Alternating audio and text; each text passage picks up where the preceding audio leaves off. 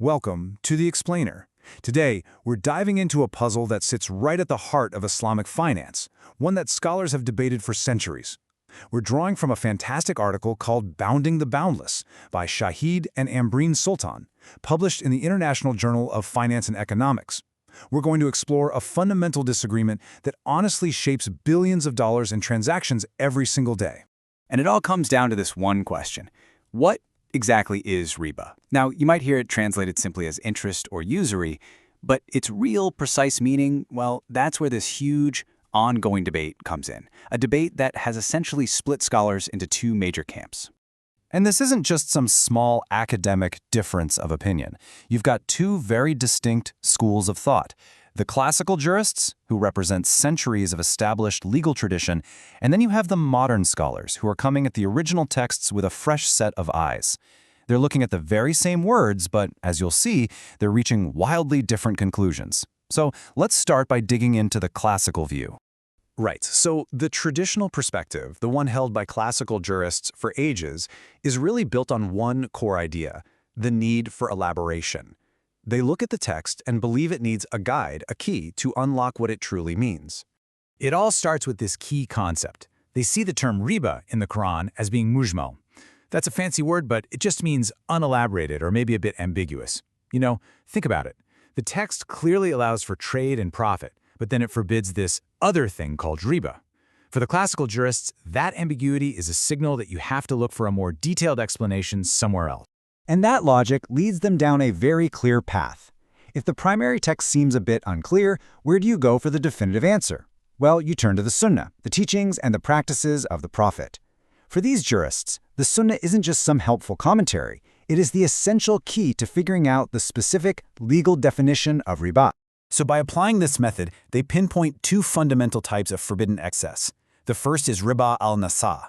The easiest way to think about this is an excess that comes from delay. The extra charge is because of the extra time. Then you have riba al-fadl. This is about an imbalance in the actual exchange. For example, trading 1 kilo of high-quality dates for, say, 1.2 kilos of lower-quality dates, even if it happens right there on the spot.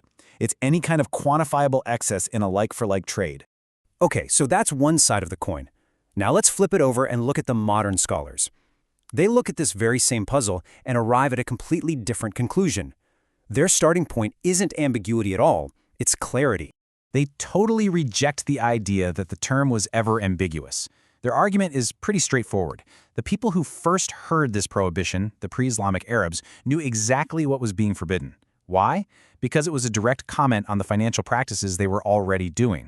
So for modern scholars, the key isn't to look for a later legal definition. The key is to look back at the historical context. They argue that you don't actually need the Sunnah to define the core meaning of riba. You just need to understand the loan practices that were common at that time. And this shifts the focus entirely. For them, the original forbidden practice, the thing being targeted, is what's called riba el-jahiliya, the riba of the pre-Islamic era. And they make a direct connection. This, they argue, is what we today call interest charged on a loan or a debt. All right, so now we have these two opposing views on the table. And when you put them side by side, the differences, the points of conflict, become incredibly clear. I mean, just look at this divide. On the most basic question, where does the definition come from? One side says the Sunnah is absolutely essential, the other says no, look to pre-Islamic practice. And then take riba al-fadl, that excess in a physical trade. The classical view says it's part of the Quran's general ban. The modern view? They say that prohibition came later, from the Sunnah. Even riba al-nasa gets a complete makeover. For the classical jurists, it's about delay. For modern scholars, it's explicitly interest, the payment for that delay. And believe me, this isn't just theory. It has huge, real-world consequences. Let's talk about commercial loans. From the classical perspective, a loan that isn't purely charitable is treated like a currency exchange, where any kind of delay is forbidden. But for modern scholars, an interest-free loan is just an act of goodwill, totally separate from the strict rules that apply to sales contracts. So you can probably see where this is all heading. This isn't just a friendly academic debate. According to the article's authors, this long-running disagreement has created a legacy of pretty significant confusion. And this confusion runs deep. The article points out that even a renowned jurist like al-Sanhuri found himself stuck in the middle, basically wondering if a certain concept belonged to the Quran's framework or the Sunnah's. It's just a perfect illustration of how tangled this all has become. And what's interesting is that the modern attempt to sort of build a bridge between these worlds, saying riba and nasa is the same as interest and then trying to tie that back to the Quran, well, according to the source material, it's often just made things even more confusing. It seems to create new problems without solving the old ones. So where does that leave us today? Well, the literature review concludes that this whole debate has left us with a minefield of really critical, unanswered questions. And as you can see, these aren't just historical curiosities. They hit on everything from whether a concept is outdated to how we should handle modern currencies and even crypto within an Islamic framework. So the crucial takeaway here is that this whole debate over riba isn't really just about the past. It's actively shaping the future of Islamic finance. And that leaves us with a final, really challenging question to ponder.